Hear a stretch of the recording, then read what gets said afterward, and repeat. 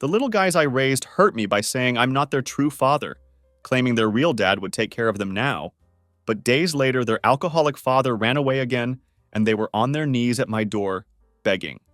Hey Reddit, I'm a 36-year-old woman with two teenagers, Tyler, who's 15, and Luna, who's 14.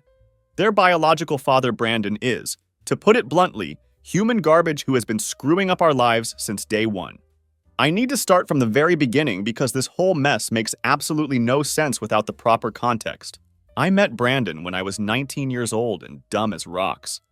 My parents absolutely hated him from the moment they met him, which of course only made him even more attractive to me because of typical teenage rebellion. It was a classic stupid mistake that I would pay for years later. Brandon was trouble from the very start, but I was far too naive and stupid to see the red flags that were waving right in front of my face. He would disappear for days at a time without bothering to tell me where he was going or what he was doing. When he'd finally show up, he always had some brilliant get-rich-quick scheme that was supposedly going to make us millionaires.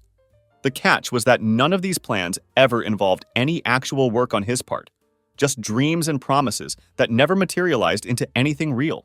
I had Tyler when I was 21 years old, and honestly, that should have been Brandon's wake-up call to get his life together and start acting like a responsible adult. Instead, this idiot just kept getting worse with each passing month. By the time Luna came along just a year later, Brandon was really showing his true colors in the worst possible way. He would stay out all night doing God knows what while I was stuck at home with two babies under the age of 2. When I'd complain about his behavior and ask where he'd been, he'd claim he was working to provide for our family. The funny thing was, he never had any money to show for all this supposed work he was doing. We were always broke, always struggling, and always wondering where our next meal was coming from. The real Brandon finally came out when Tyler was 3 years old and Luna was 2. This absolute genius decided that the best way to solve his financial problems was to rob a convenience store with a gun because he owed money to some drug dealers. This wasn't just any ordinary robbery either. This psychopath pistol whipped the 18-year-old clerk so brutally that the kid ended up with permanent brain damage that would affect him for the rest of his life. When a customer in the store tried to stop Brandon from hurting the clerk, Brandon actually fired his gun at the guy. He missed, thank God, but the customer still ended up in the ICU after diving behind a shelf and injuring himself while trying not to get killed by my children's father. I remember getting that phone call from the police at around 2 a.m. like it was yesterday. They were asking if I knew where Brandon was, and I told them no. Why would I know that? He had been gone for 3 days at that point, which wasn't unusual for him, but I had no idea where he might be. That's when they dropped the bombshell and told me he was wanted for armed robbery and attempted murder. I just about threw up right there on the phone while trying to process what they were telling me. Brandon got arrested 2 days later when police found him trying to buy more drugs with the money he had stolen from the convenience store. Real criminal mastermind, this one. The whole thing had been captured on security cameras too, so there was absolutely no denying what he had done or trying to claim innocence. The evidence was crystal clear for everyone to see. He ended up getting sentenced to 12 years in prison for aggravated assault, armed robbery, and attempted murder. Honestly, it could have been much worse considering what he had done. The prosecutor initially wanted to try him for first-degree attempted murder, but Brandon's lawyer managed to negotiate a plea deal that reduced some of the charges. Those first few years after Brandon got locked up were absolutely brutal for me and the kids. I was working at a restaurant during the day and cleaning office buildings at night just to afford the rent on some crappy apartment in a bad neighborhood. My mom tried to help when she could, but she was dealing with her own serious health problems at the time and couldn't really babysit much or provide the kind of support I desperately needed. The kids barely remembered Brandon after a while, which honestly was probably the best thing that could have happened to all of us. Tyler would sometimes ask about Daddy, and I would just tell him that Daddy had to go away for work and would be gone for a very long time. I didn't see any point in trying to explain to a 3-year-old that his father was sitting in prison for beating someone nearly to death and trying to kill another person. Money was always incredibly tight during those years, like having to choose between buying groceries or keeping the electricity on kind of tight. I remember one Christmas when I could only afford to buy one small present for each kid, and I spent the entire day crying because other families on social media were posting pictures of their children with piles of gifts under beautifully decorated trees. I started having these really dark thoughts during that time, wondering if maybe the kids would be better off without me. Maybe I should give them up for adoption to some nice, stable family who could actually provide for them properly and give them the life they deserved. These were scary thoughts. But when you're that exhausted and stressed all the time, working multiple jobs just to barely survive, your brain goes to some pretty terrifying places. That was my life for about 3 years straight. Being a broke single mom, working myself to death just to barely survive, and raising 2 kids who didn't understand why we had to struggle so much, while other families seemed to have everything figured out. Honestly, I don't know how much longer I could have kept that lifestyle up without completely losing my mind. Some days I felt like I was drowning in an ocean of problems, and there was nobody around to throw me a life preserver. But sometimes life surprises you in the most unexpected places, like the snack aisle of a convenience store when you least expect it. It was a Wednesday afternoon, and I was at the convenience store trying to do our weekly shopping with what little money I had left after paying all the bills. Anyone who has ever taken small children shopping knows that it's basically torture under the best of circumstances. But doing it while you're completely broke adds a whole other level of stress and anxiety to the experience. Tyler was having a complete nuclear meltdown right there in the snack aisle because I couldn't afford to buy the Cocoa Puffs that he desperately wanted.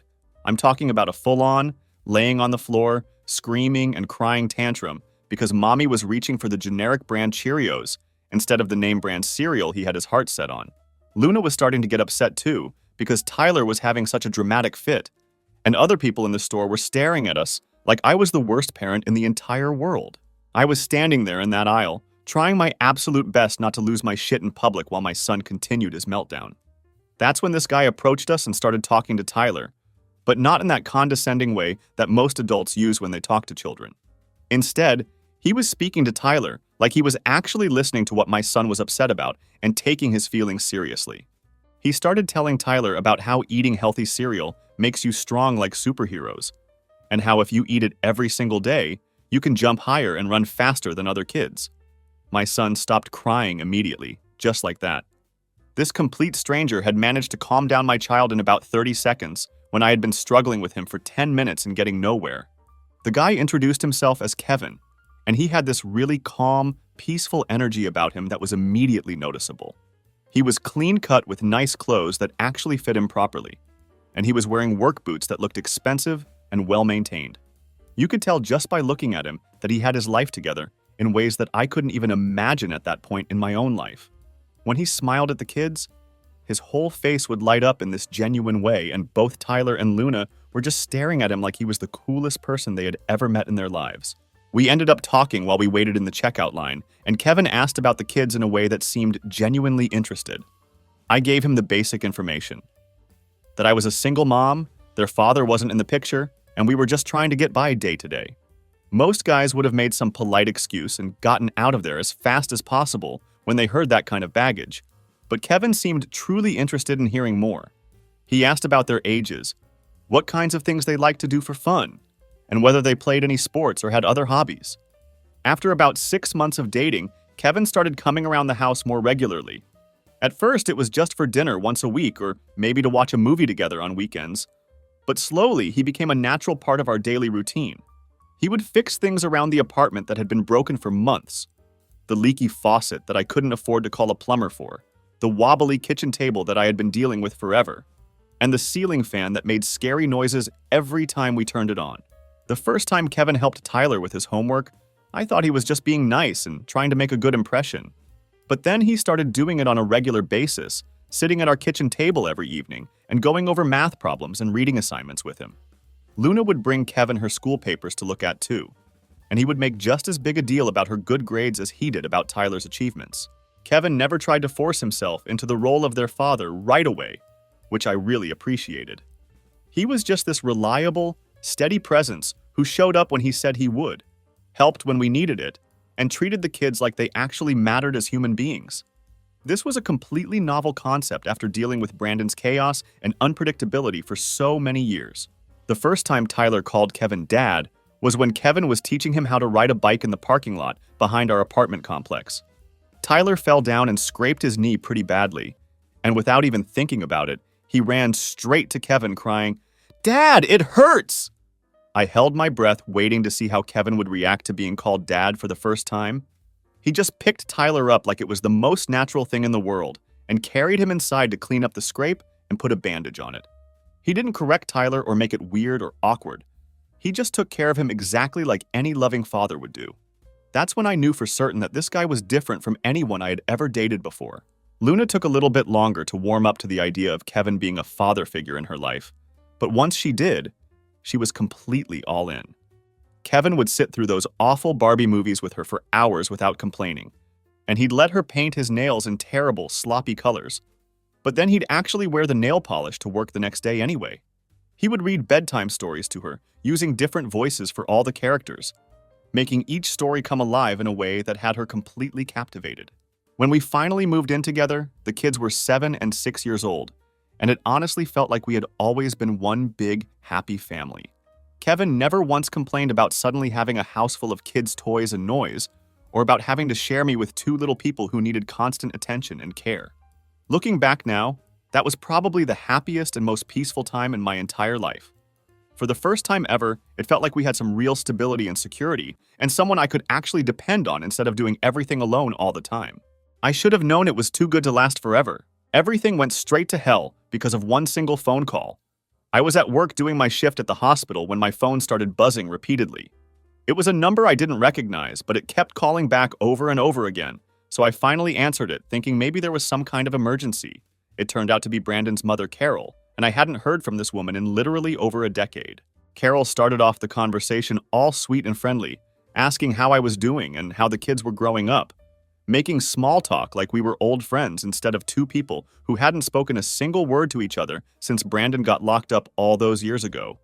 I was wondering what the hell she could possibly want from me because Carol had never given a single shit about Tyler and Luna when Brandon was around.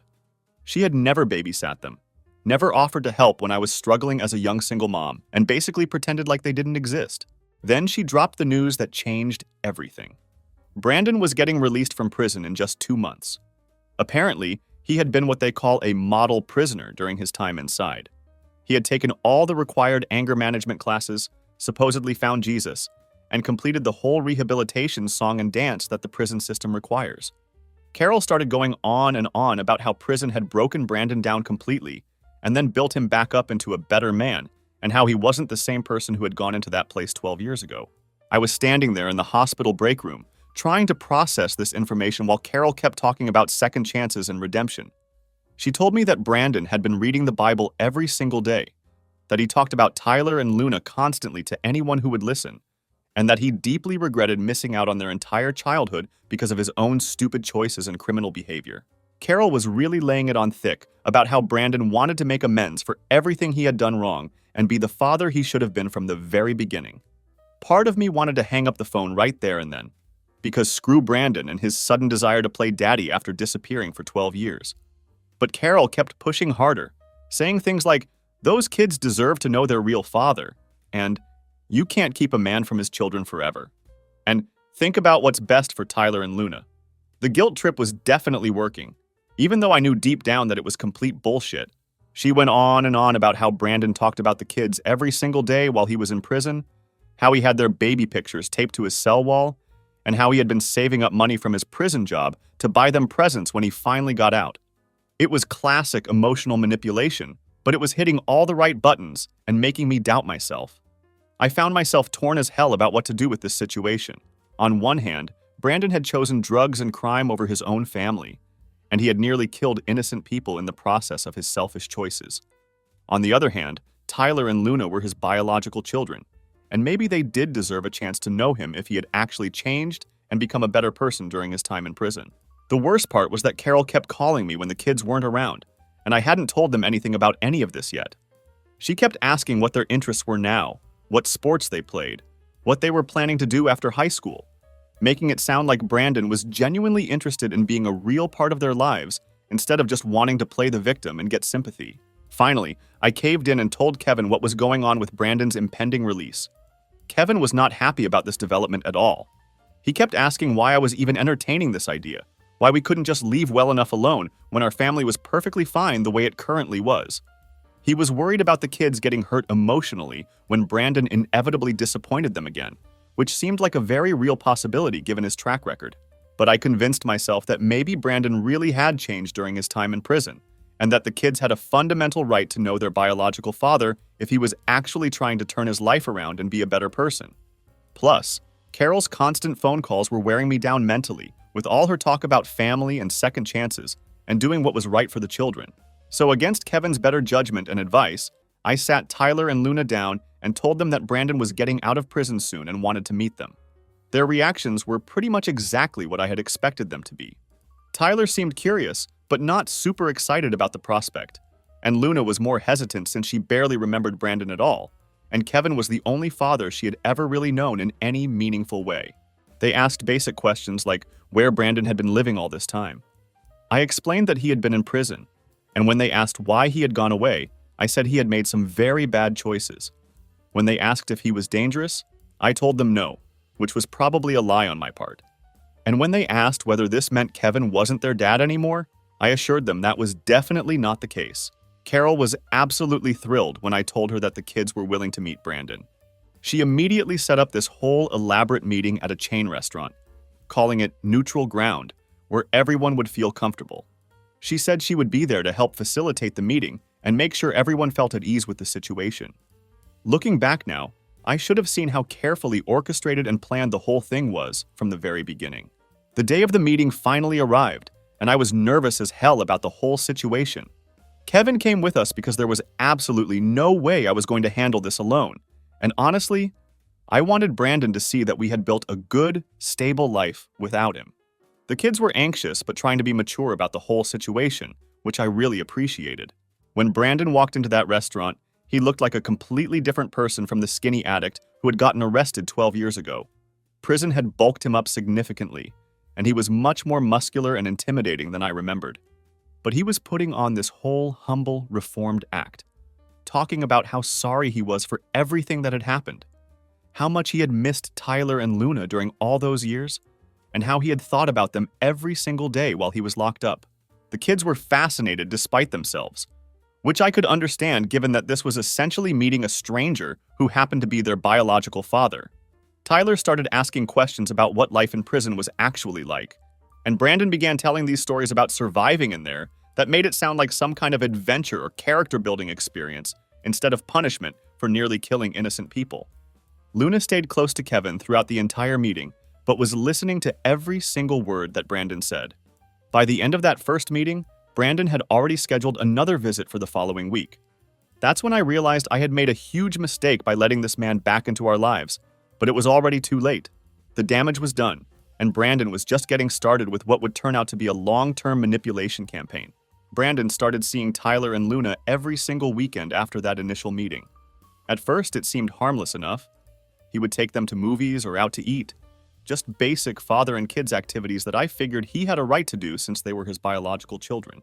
He was staying at his mother Carol's house while he supposedly looked for work and tried to find his own apartment, so I thought maybe he was actually trying to get his life together and become a responsible adult for once. But I started noticing weird changes in how the kids acted around Kevin almost immediately, and it was really troubling to witness. At first, it was small stuff that I tried to tell myself I was just imagining because I was being paranoid.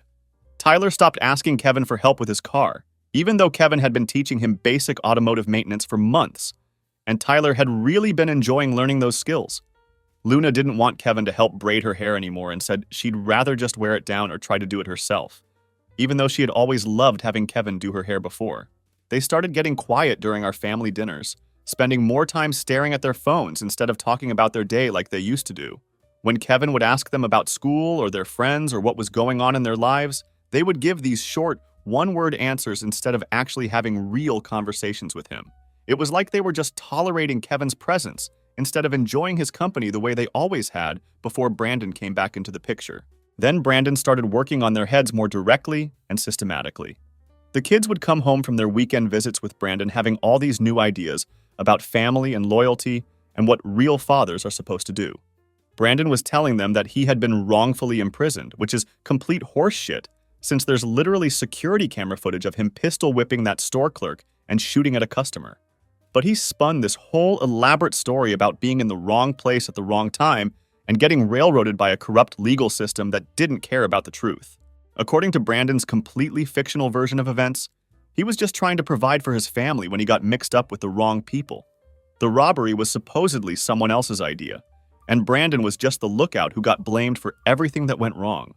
Never mind the fact that the security footage clearly shows him being the one with the gun, doing all the violence and terrorizing innocent people. Somehow, Brandon had convinced the kids that the video evidence was misleading or taken out of context, which is absolutely insane when you think about it. But the absolute worst part of this whole situation was how Brandon talked about Kevin to the children. He would tell Tyler and Luna that Kevin had stolen his family while he was locked up and couldn't defend himself or fight for what was rightfully his. He claimed that I had only married Kevin for financial security since Brandon wasn't there to provide for us the way a real man should. Brandon made it sound like if he had never gone to prison in the first place, we would all still be together as one big happy family living some kind of perfect life. Brandon painted Kevin as some opportunistic vulture who had swooped in to take advantage of a vulnerable single mom and her children, instead of recognizing him as the good man who had stepped up when nobody else would. He completely rewrote history to make Kevin look like the villain in this story, when Kevin was actually the hero who had saved us from poverty and desperation. The kids started buying into this twisted narrative that Kevin was somehow the bad guy in this entire situation, instead of understanding that he was the man who had actually raised them since they were babies. Tyler began calling Kevin by his first name instead of Dad, just like that, after 12 years of calling this man his father. When I asked Tyler about this sudden change, he said that Brandon had told him it was disrespectful to call another man Dad when his real father was alive and available to be part of his life. Both kids started doing this really hurtful thing where they would compare everything Kevin did to what Brandon would supposedly do in the same situation. Brandon says real men don't show emotions when Kevin got teary-eyed at Luna's choir concert because he was so proud of her performance. Brandon thinks that rule is stupid when Kevin asked them to clean up after themselves in the kitchen after making snacks. Brandon understands why we're frustrated about this anytime Kevin tried to parent them about anything at all. They started questioning me constantly about why I had given up on Brandon so easily, like I was supposed to wait around for 12 years while he served time for violent felonies. They would ask why I had never brought them to visit him in prison, why I had never told them how much he claimed to miss them, and why I had moved on with my life instead of keeping the family together and waiting for him to get out. Brandon was systematically rewriting our family history and making me look like the villain for not standing by my man while he was locked up for beating someone nearly to death and trying to kill another person. The manipulation was so thorough and effective that the kids couldn't see what was really happening to them. The worst part was when I accidentally discovered that Brandon was asking the kids for money. I only found out by chance when I saw Tyler's bank account statement lying on his desk. This kid who worked part-time at Best Buy was transferring his entire paycheck to Brandon every single week. When I confronted Tyler about it, he said that Brandon was just getting back on his feet and needed help with basic expenses while he tried to rebuild his life. Meanwhile, Kevin was paying for their car insurance, cell phone bills, college savings accounts, clothes, gas money, food, and basically everything else they needed to survive and thrive. But somehow Brandon was the one who deserved their financial support because he was their real dad, who was struggling to reintegrate into society after paying his debt to society. So I called Brandon directly and confronted him about this completely inappropriate situation. I said, "Why is a 15-year-old paying your bills, Brandon? Are you really okay with shaking down your own kid for money now?" He had the absolute nerve to respond with. He offered, "I'm not forcing him to do anything." He said he wanted to help his dad out. Like I was supposed to clap and congratulate him for that manipulation. I tried talking to Luna about the situation too, and that's when I discovered that she was also giving Brandon money from her part-time job at the mall. Both of my children were handing over their entire paychecks to a guy who had just gotten out of prison, while completely taking for granted everything that Kevin provided for them on a daily basis without ever asking for anything in return. When I tried to explain to Tyler and Luna how completely messed up this situation was, they got defensive and started arguing with me about it. They said that Brandon was family and that family members help each other out when times are tough and someone is struggling. They couldn't see that they were being systematically manipulated by someone who was a master at pushing people's emotional buttons and getting what he wanted from them. The disrespect toward Kevin got significantly worse with each passing week. They would roll their eyes whenever he tried to give them advice about anything, ignore him completely when he asked them to do basic chores around the house, and argue with every single decision he made about household rules or expectations. Brandon had convinced them that Kevin was overstepping his boundaries by trying to parent children who weren't biologically his. Even though he had been their father, in every way that actually mattered for over a decade. Kevin started pulling back emotionally from the situation, which honestly, I can't blame him for at all. Just imagine what it would feel like to raise someone else's children for over 10 years, loving them like they were your own flesh and blood, sacrificing for them every single day, just to watch them choose their criminal biological father over you the moment he shows up with lies and manipulation. It had to be absolutely heartbreaking for him to experience. He stopped volunteering to help with their problems, stopped asking about their day at school, and became more like a polite roommate than the father figure he had always been to them. The kids didn't even notice how much they were hurting him with their behavior, or if they did notice, they simply didn't care enough to change how they were treating him. I tried talking to them individually about what Brandon had really done, about why he had gone to prison, and about how manipulative he was being with them. But they would just say that he was a different person now, and that I was holding his past against him unfairly. They couldn't see that Brandon was using their emotions against them to get money and validation while contributing absolutely nothing positive to their lives. Brandon was playing the long game perfectly, and he knew exactly what he was doing. He understood that he couldn't compete with Kevin on actual parenting skills or on providing for the kids' needs and wants. So instead, he focused all his energy on undermining Kevin's authority and systematically rewriting our family history to make himself look like the victim and Kevin look like the villain. He was creating a story where he was the wrongfully imprisoned father who had been kept away from his children instead of the violent criminal who had chosen drugs and crime over his own family. Meanwhile, Kevin was being portrayed as an obstacle to their relationship with their real father, instead of being recognized as the man who had stepped up and loved them when their biological father had abandoned them completely. By the time I realized just how bad things had gotten, it was almost too late. The kids were completely under Brandon's influence and had started to see Kevin as an impediment to their relationship with their biological father, rather than appreciating him as the man who had loved and raised them for most of their lives. That's when everything came to a head in the worst possible way. It was a Saturday afternoon, and Brandon was supposed to pick up Tyler and Luna for one of their regular weekend visits. Usually, I would meet him at the front door or outside in the driveway because I didn't want this piece of garbage inside my house. But Tyler had forgotten his basketball shoes upstairs and was taking forever to find them. So there was Brandon, standing in my living room and looking around like he owned the place. He was making comments about our furniture and the big screen TV that Kevin had saved up money to buy for us last Christmas. You could tell he was sizing everything up, probably calculating how much money we had compared to him being broke and living in his mother's basement like the loser he was. Then this absolute piece of shit noticed the family photos that we had displayed on the mantle. These were pictures of Kevin with the kids at Tyler's basketball games, Luna's honor roll ceremonies, family vacations, and all the other normal activities that families do together and want to remember. That's when Brandon started running his mouth about how Kevin was playing house with his family and how the kids needed a real father figure in their lives instead of some wannabe dad who had to buy their love with presents and trips. He was saying all of this right in front of Tyler and Luna, like it was perfectly normal and acceptable to disrespect the man who had raised them in his own house. I could see Kevin getting tense, but he was keeping his cool at first. Kevin told Brandon to watch his mouth and remember whose house he was standing in, but Brandon wasn't done being a completely disrespectful piece of shit. If anything, Kevin's reasonable response just encouraged Brandon to keep pushing and escalating the situation. The whole time this was happening, Tyler and Luna were just standing there watching their biological father completely disrespect and insult the man who had been their dad for over a decade. They weren't saying anything to defend Kevin. They weren't telling Brandon to stop being so rude. They were just letting it happen, like they agreed with everything he was saying about the man who had sacrificed so much for them. Then Brandon said something that I will never forget as long as I live. He looked right at Kevin with this smug expression on his face and said, "These kids don't need some stranger pretending to be their daddy just because you couldn't get a woman pregnant yourself."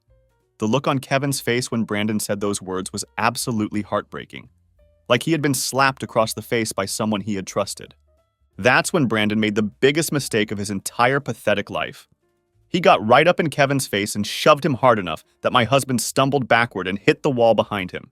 The sound of Kevin's body hitting that wall was loud enough that I thought he might be seriously hurt from the impact. What happened next was honestly the most satisfying thing I have ever witnessed in my entire life. Kevin, who Brandon had assumed was some weak suburban guy who wouldn't fight back, proceeded to absolutely destroy this ex-convict piece of garbage in ways that I didn't even know were possible. It turns out that my husband had boxed competitively in college, and those skills don't just disappear even if you haven't used them in years. Brandon went down hard and stayed down. I'm talking about a complete and total beatdown that left him with a broken nose, probably several cracked ribs, and blood all over my living room floor. Kevin didn't just hit him once and stop either. He kept going until Brandon was curled up in a ball on the ground, begging him to quit and crying like the pathetic coward he really was underneath all that prison muscle. It was like watching 12 years of frustration and disrespect get settled in about 30 seconds of pure justice. But here's the part that still makes me absolutely sick to my stomach whenever I think about it. While Kevin was standing over Brandon, who was bleeding and barely able to move after getting the beating he absolutely deserved, having just defended our home and our family against someone who had physically attacked him first, Tyler and Luna were screaming at Kevin to stop hurting their real dad. My own children were crying and yelling at the man who had raised them, calling him crazy and asking how he could hurt their biological father like that. Tyler actually tried to get between them, physically pushing Kevin away from Brandon and telling him to get off my dad. Luna was kneeling next to Brandon asking if he was okay, if he needed an ambulance, treating him like he was the victim in this situation instead of the aggressor who had started the whole fight. They were comforting the violent ex-convict who had just attacked their stepfather in their own home, while completely ignoring the fact that Kevin had been defending himself against someone who had shoved him first. It was absolutely surreal to witness my own children taking the side of the person who had initiated the violence. Brandon was laying there on my living room floor, playing up the victim angle for all it was worth. He was groaning dramatically about how violent and unstable Kevin was, asking the kids, "See what kind of man your mother married? And this is who you want raising my children?" The manipulation was unreal, but somehow the kids were buying every single word of it, even though they had just witnessed Brandon throw the first punch. I completely lost my shit on Tyler and Luna right there in front of everyone. I started screaming about how Brandon had thrown the first punch in our house, how Kevin was defending himself against someone who had physically attacked him, and how they had just watched their biological father prove exactly what kind of person he really was. But they weren't hearing any of it. They had already made up their minds about who was right and who was wrong. Tyler was going off about how Brandon was just trying to have a conversation, and Kevin had attacked him for no reason. Luna was saying that Kevin was dangerous and unstable, and that she was scared of him now. They couldn't see that Brandon had deliberately orchestrated the entire confrontation to make Kevin look bad and turn them against him even more than he already had. Brandon finally managed to get up off the floor, still playing the victim and acting like he was more hurt than he actually was. He told the kids that they didn't have to go with him that day because he was too injured to do anything fun with them. But he made sure to say it loud enough that we could all hear how Kevin had brutally attacked him when all he was doing was trying to have a conversation about his children. After Brandon left, limping and holding his ribs like the dramatic piece of garbage he was, I had the worst fight with my kids that we had ever had in their entire lives. They were saying that Kevin was completely out of control, that Brandon was just trying to bond with them and Kevin couldn't handle it, and that they were scared to be in the same house as someone who could be so violent without warning.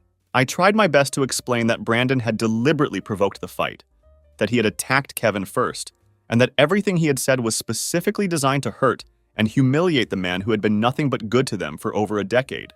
But they had already made up their minds about who was the hero and who was the villain in this story, and nothing I said was going to change their perspective. That night, Kevin didn't say much of anything to anyone. He just went to our bedroom and closed the door behind him. When I went to check on him later, he was sitting on the edge of the bed, staring at the wall with this completely broken expression on his face. He looked like someone had ripped his heart out of his chest and stomped on it repeatedly. That's when I realized that we had lost Tyler and Luna completely, and that Brandon had won this twisted game he had been playing with our family. After 12 years of Kevin being the best father those kids could have possibly asked for, they had chosen the violent criminal over the man who had sacrificed everything for them without ever asking for anything in return. Kevin told me straight up that he couldn't trust Tyler and Luna anymore, and that he couldn't continue to emotionally invest in kids who would throw him away the second their biological father showed up with lies and manipulation. Honestly, I couldn't blame him for feeling completely done with all of us after what had happened. The kids had shown their true colors, and it was ugly. But here's what made the situation even more infuriating. The kids kept expecting things to go back to normal, like nothing had happened. They wanted Kevin to keep paying for their car insurance, keep helping them with college applications, and keep being dad when it was convenient for them. But they also wanted to keep seeing Brandon and treating him like he was the hero of this whole twisted story, instead of recognizing him as the violent criminal who had started a fight in our living room.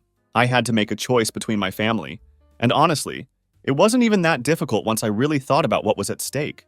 I chose my husband, the man who had been there for us every single day for over a decade, who had stepped up when he didn't have to, and who had loved children that weren't his own, like they were his own flesh and blood. I chose him over two ungrateful teenagers who had decided that their loyalty belonged to a guy they barely knew, just because he happened to share some DNA with them.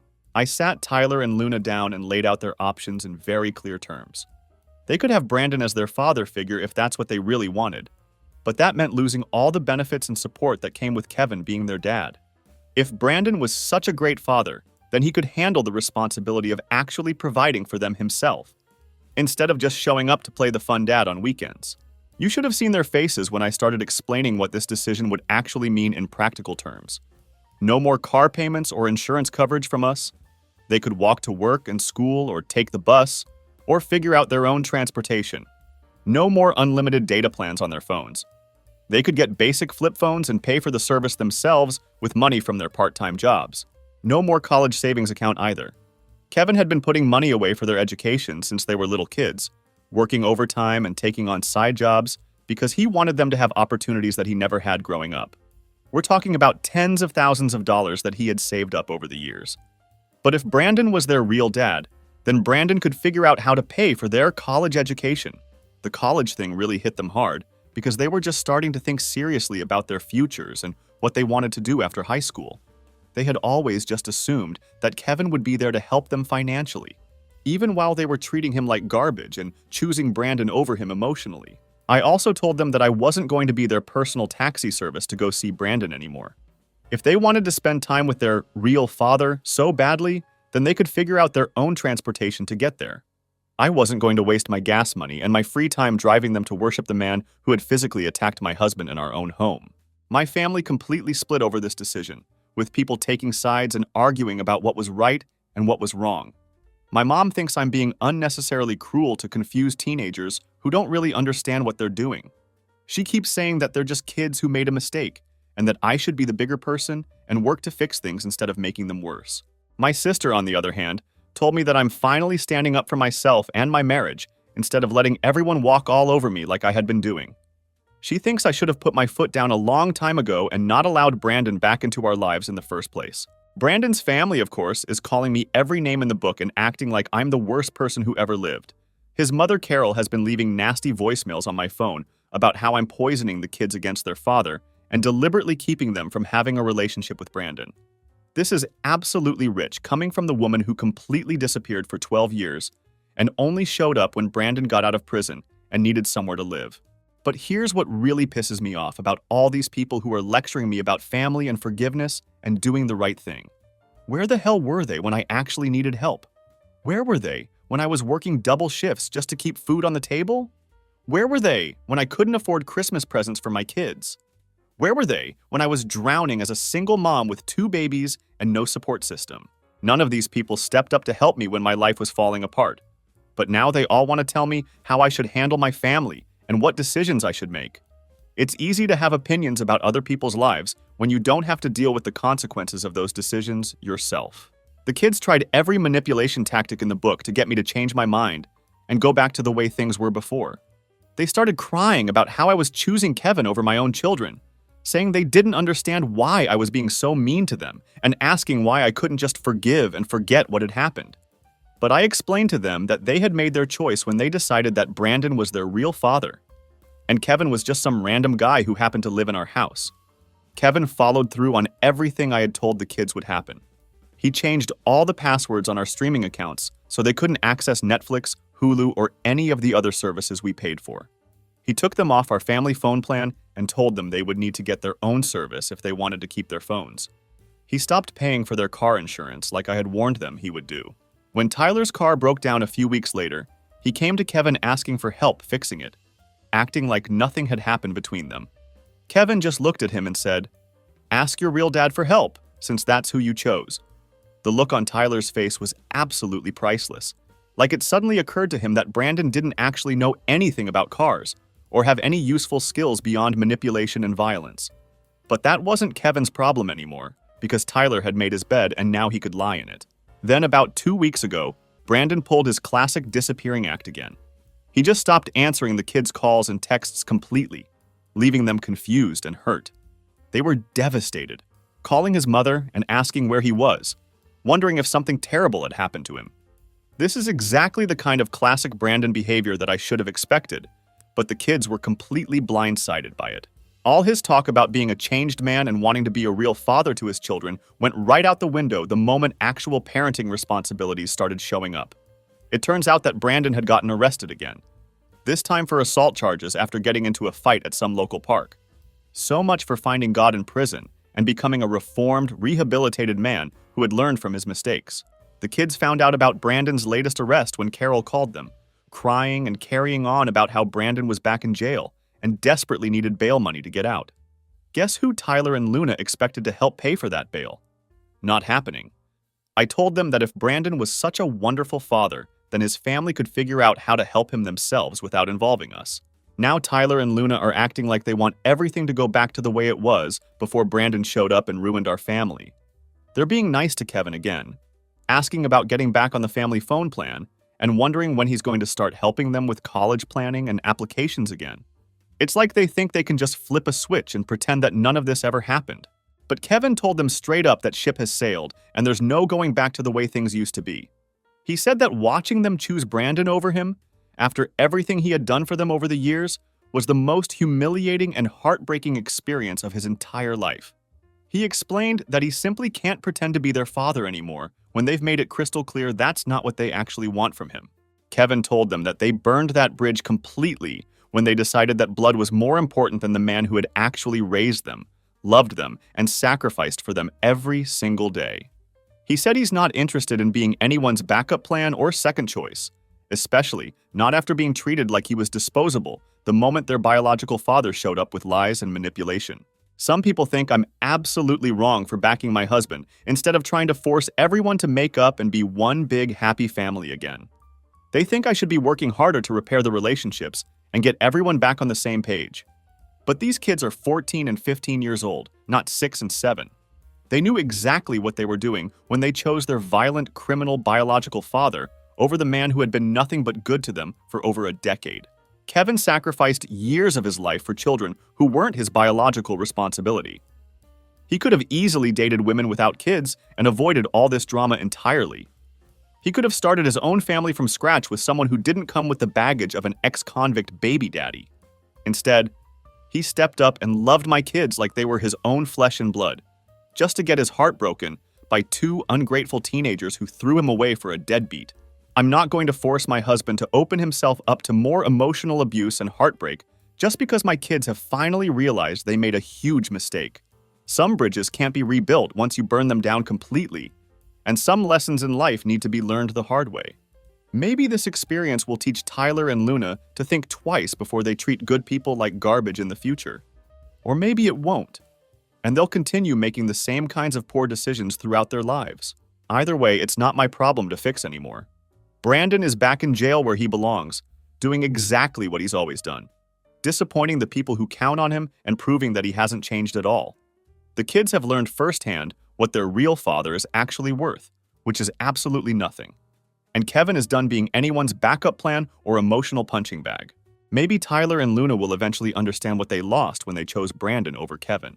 Maybe they'll realize that real fathers aren't determined by DNA, but by who shows up every day, who loves you unconditionally, and who sacrifices their own wants and needs for your happiness and success. Maybe they'll figure out that Kevin was the best father they could have ever asked for, and they threw it all away for someone who never deserved their loyalty in the first place. But honestly, I'm not holding my breath waiting for that realization to happen. I made my choice to stand by the man who has been there for us through everything, and I don't regret that decision for even a single second. Kevin and I are building our life together without the constant drama and manipulation that comes with ungrateful teenagers who don't appreciate what they have until it's gone. This whole experience has taught me that sometimes you have to choose between enabling bad behavior and standing up for what's right, even when that choice is painful and comes with serious consequences. I chose to protect my marriage and my husband's dignity instead of allowing my children to continue treating him like he was worthless. Some people might think that makes me a bad mother, but I think it makes me a good wife to the man who deserves my loyalty and support.